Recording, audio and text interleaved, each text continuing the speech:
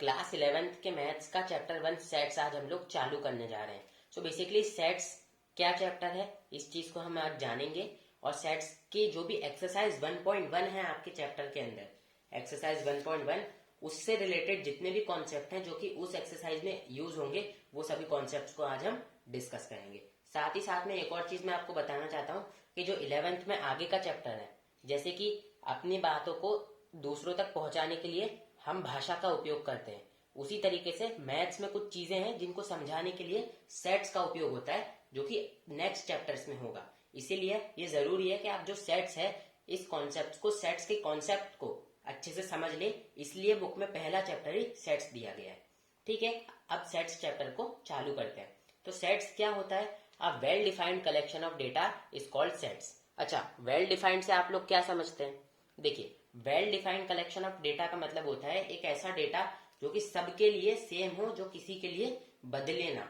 ठीक है, जैसे कि set of all reverse of India, Bharat के अंदर जितनी भी नदियां हैं उन सभी का अगर हम सेट बनाएं तो वो सबके लिए सेम है। अगर कोई विदेश में खड़ा व्यक्ति बोलता है कि भारत में कितनी नदियां हैं, तो आप उसको बोल सकते हो कि ये रहा भारत का नदियों का सेट। तो वो सेम है सबके लिए। ऐसा नहीं है कि कोई कह देगा नाइल रिवर इंडिया में, अब वो कह देता है वो उसकी गलती है, वो गलत बोल रहा है। लेकिन अगर भाई मैं आपको बोलूं अ कलेक्शन ऑफ बुक्स, तो आपके पास अलग किताबें हो सकती हैं, मेरे पास अलग किताबें हो सकती हैं। तो ये एक वेल डिफाइंड कलेक्शन नहीं है। और जो कलेक्शन वेल डिफाइंड हो जाता है उस कलेक्शन को हम क्या बोल देते हैं? उस कलेक्शन को हम बोल देते हैं सेट्स। तो इतनी चीज आप लोगों को समझ आ गई होगी। सेट्स के कुछ और एग्जांपल्स ले लेते हैं। ठीक है, सेट्स के कुछ और एग्जांपल्स हैं, हो गए the vowels in the English alphabet, namely AEIOU। जो इंग्लिश अल्फाबेट में, इंग्लिश लैंग्वेज में वॉवल्स होते हैं ना, वो भी एग्जांपल्स हो गए सेट के। वेरियस काइंड्स ऑफ ट्राइंगल्स, ये भी एग्जांपल हो गए सेट्स के। जो भी ट्राइंगल्स होते हैं, the set of equilateral triangle, the set of isosceles triangle, ये सारे। Prime factors of 5, prime factors of 10, ये भी एग्जांपल्स हो गए। तो काफी सारी चीजें हैं जो कि सेट है। अब सेट्स के बारे में थोड़ा हम जानते हैं, थोड़ा सेट्स का इतिहास जानते हैं कि ये कहाँ से आया, क्या कैसे यूज हुआ। तो उसके लिए बुक में आप ये देखिए कि जो सेट्स था ना, इसको जॉर्ज कैंटर भाई ने इन्वेंट किया था, जो कि 1918 में जिनका देहांत हो गया था। वो ट्रिग्नोमेट्रिक प्रॉब्लम्स पे, ट्रिग्नोमेट्रिक सीरीज पर काम कर रहे थे, और उस पे काम करते करते उनको सेट्स का आइडिया आ गया कि मतलब सेट्स की जरूरत पड़ी तो सेट्स को बना दिया गया। ठीक है, क्योंकि काफी सारी चीजें थी जिसको रिप्रेजेंट करने में दिक्कत आ रही थी, काफी ज्यादा ज्यादा लिखना पड़ रहा था। तो उस चीज को आसान बनाने के लिए इन भाई ने सेट्स का उपयोग किया। अब हम देखेंगे सेट्स एंड देयर रिप्रेजेंटेशंस के बारे में।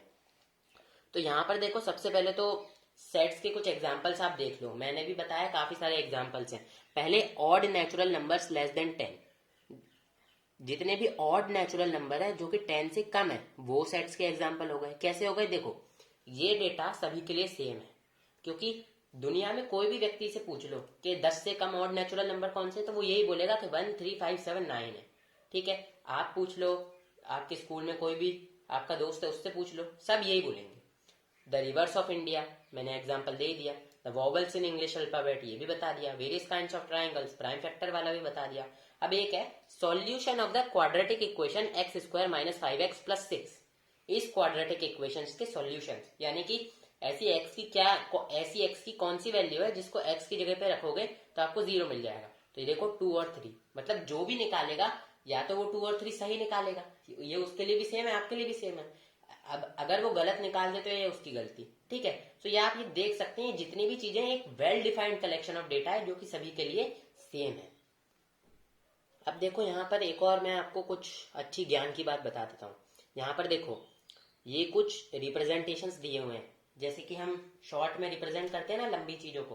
तो कहीं पर भी आपको इस बुक में कहीं पर भी ऐसा फिगर मिले, एन बना हुआ जिसके ऊपर थोड़ा बोल्ड हो, एन को बोल्ड किया गया, तो समझिए ना ये क्या है? Set of all natural numbers, जितने भी नेचुरल नंबर्स है उनका सेट है।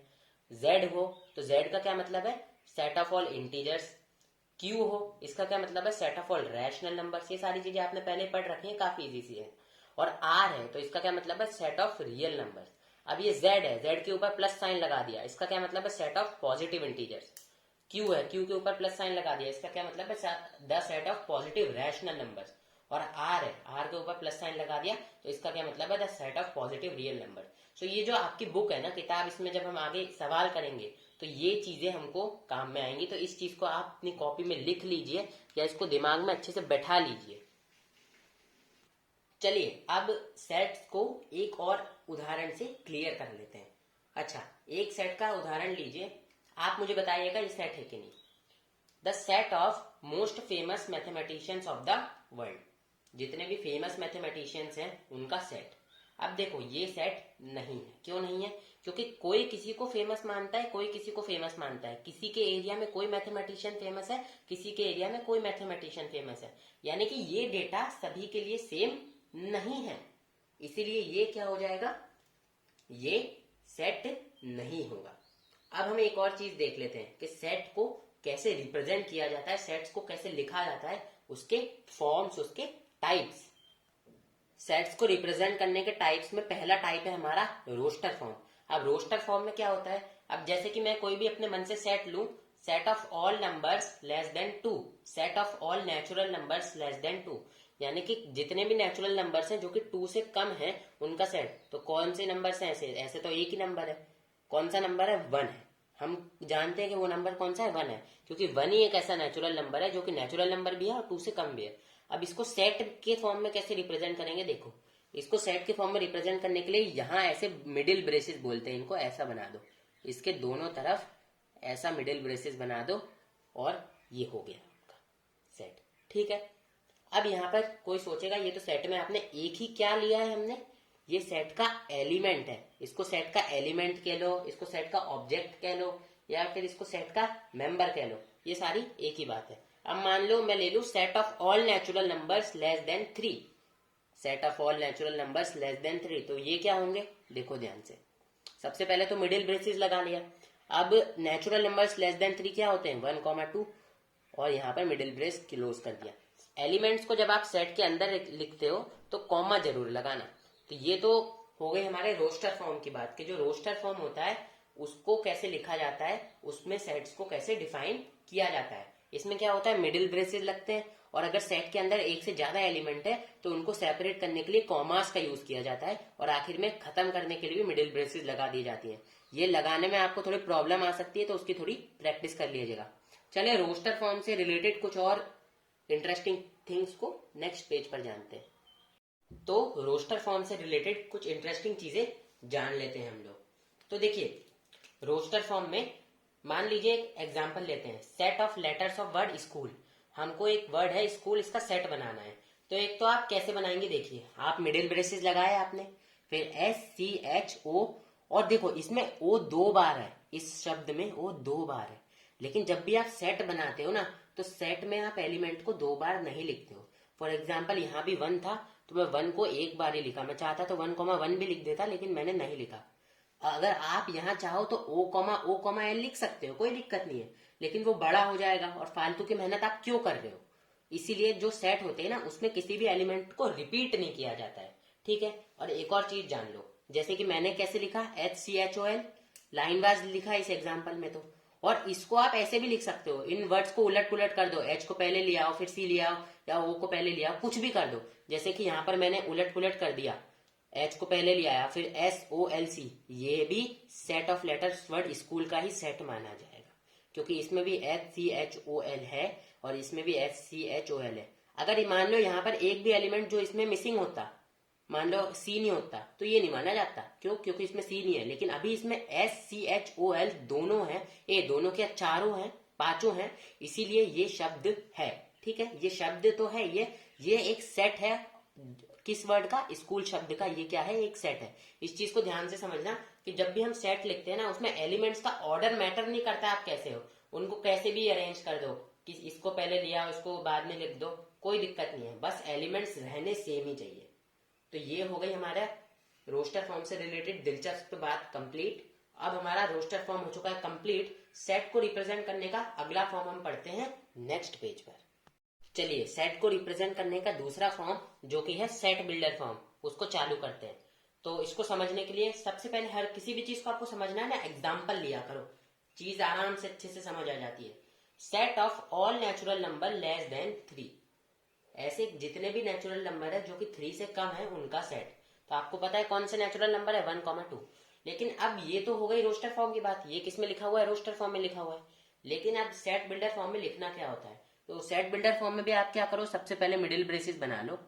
अब यहाँ पर देखना, मैं लिख देता हूं पहले, फिर आपको अच्छे से समझ आएगा। एक्स कुलोन, इसको कहते हैं colon x, is a natural number, is a natural number less than 3। अब ये चीज आप लोगों को समझ नहीं आई होगी, समझाता हूं, देखो ध्यान से। यहां पर हमको ऐसे नेचुरल नंबर्स का सेट लिखना था जो कि 3 से कम है, ठीक है। तो हमने मिडिल ब्रेसेस बनाए सबसे पहले।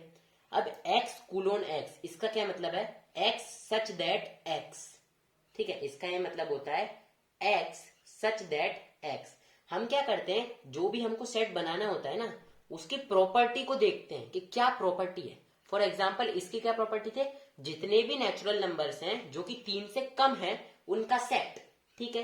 अब ये यहाँ पर x कुलोन x की क्यों लगाया, यहाँ पर आप चाहो तो कोई सा भी इंग्लिश का वेरिएबल ले लो स्मॉल लेटर्स में, लेकिन यहाँ पर y कुलोन y ले लो, a कुलोन a ले लो।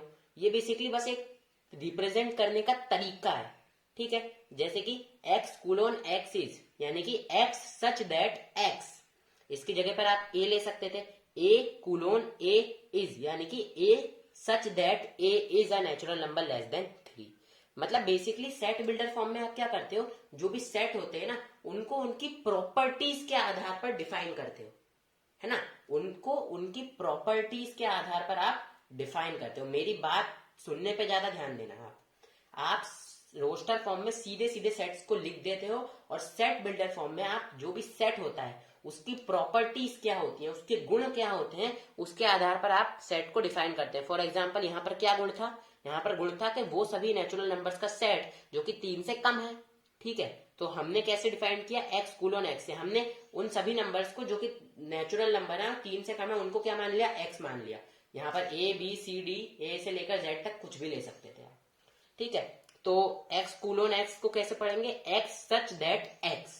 इस चीज में कंफ्यूज मत लेना, इस चीज में कंफ्यूजन मत रखना कि x कैसे आ गया। यहाँ पर कोई सा भी वेरिएबल ले सकते हो, a सच दैट a।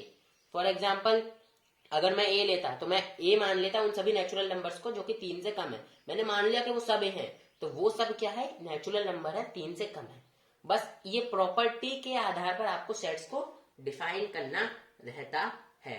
अब जैसे कि इसको मैं आपको बुक के एग्जाम्पल से समझाऊं, जैसे कि एक एग्जाम्पल है आपका set of vowels A E I O U. ये क्या है, आप सोचोगे यार ये क्या है, थोड़ा सोचने के बाद अरे ये तो इंग्लिश के वॉवल्स हैं, है ना। तो अब इसको सेट बिल्डर फॉर्म में कैसे लिखेंगे, मान लो एग्जाम में क्वेश्चन आ गया, एग्जाम में क्वेश्चन आ गया ऐसा, ए E I O you roster form में लिखा हुआ है, ऐसे दे दिया, और इसको बोला गया कि सेट बिल्डर फॉर्म में लिखिए। सो इसको कैसे लिखेंगे, इसको लिखेंगे x colon x is a vowel in English alphabet. X की जगह पे ए भी लिख सकते थे आप, जैसे कि ये क्या है, इंग्लिश में वॉवल है, तो इसी तरीके से इंग्लिश में हमने वॉवल लिया।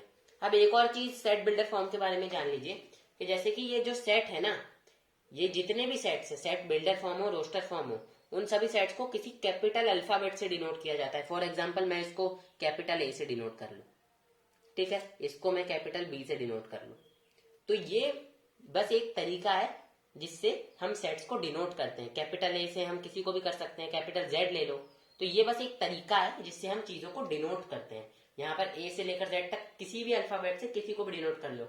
जैसे कि देखो यहाँ पर और सेट बिल्डर फॉर्म्स के एग्जाम्पल दिए गए हैं, ठीक है। यहाँ पर देखो ए से डिनोट किया गया है x colon x is a natural number which divides 42। यहाँ पर प्रॉपर्टी दी गई है, एक ऐसा नेचुरल नंबर जो कि 42 को डिवाइड करता है।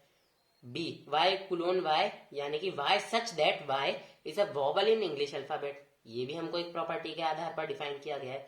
और सी हमको दे रखा है z colon z is an odd natural number, ठीक है। तो इस तरीके से मतलब सेट बिल्डर फॉर्म होता है, जब आप प्रॉपर्टीज के आधार पर किसी भी चीज को डिफाइन करते हो ना, उसको हम बेसिकली सेट बिल्डर फॉर्म्स बोलते हैं। एक्सरसाइज 1.1 का एक छोटा सा कॉन्सेप्ट रह गया है, इसको देख लेते हैं। अगर कहीं पर ये साइन है इसका मतलब होता है बिलोंग्स टू, और कहीं पर ये वाला साइन है इसका मतलब होता है नॉट बिलोंग्स टू। अब इसको एक एग्जांपल से समझ लेते हैं। मान लीजिए आपका ए सेट है, कोई सा भी ए सेट मैं ले लूं ये, ठीक है। अब इसमें देखिए ये जो 1 और 2 है ये ए सेट के एलिमेंट्स हैं, ठीक है, एलिमेंट्स हैं। तो हम लिख सकते हैं 1 बिलोंग्स टू ए, यानी कि 1 जो है वो ए सेट के अंदर प्रेजेंट है, इसका ये मतलब होता है। ऐसे ही हम लिख सकते हैं 2 बिलोंग्स टू ए, यानी कि जो 2 है वो ए सेट के अंदर प्रेजेंट है। तो ये इस बिलोंग्स टू साइन का मतलब होता है। और हम इसको एक और तरीके से लिख सकते हैं, हम लिख सकते हैं 1, 2 बिलोंग्स टू ए, यानी कि 1 और 2 दोनों के दोनों ए के अंदर है, ठीक है। अब इसको हमने बिलोंग्स टू साइन का मतलब जान लिया, अब एक बार नॉट बिलोंग्स टू साइन का मतलब जान लेते हैं। तो देखिए जैसे कि मान लीजिए 3, क्या 3 वाला एलिमेंट, क्या 3 ए सेट में प्रेजेंट है? आप लोग देख सकते हैं कि जो 3 है वो ए सेट में प्रेजेंट नहीं है। तो हम लिखेंगे 3 नॉट बिलोंग्स टू ए, 3 ए में नहीं है। इसी तरह क्या 4 है ए में? नहीं है, तो हम लिखेंगे 4 नॉट बिलोंग्स टू ए। बस इतना सिंपल सा कॉन्सेप्ट है बिलोंग्स टू और नॉट बिलोंग्स टू का, ठीक है। सो अब अगले वीडियो में हम एग्जाम्पल 1 से लेकर एग्जाम्पल 5 तक के जो एग्जाम्पल्स है ना 1.1 के पहले, वो करेंगे। और ये वीडियो को देते हैं यहीं पर विराम। आप सभी लोगों का धन्यवाद अगर आपने वीडियो को अंत तक देखा हो तो।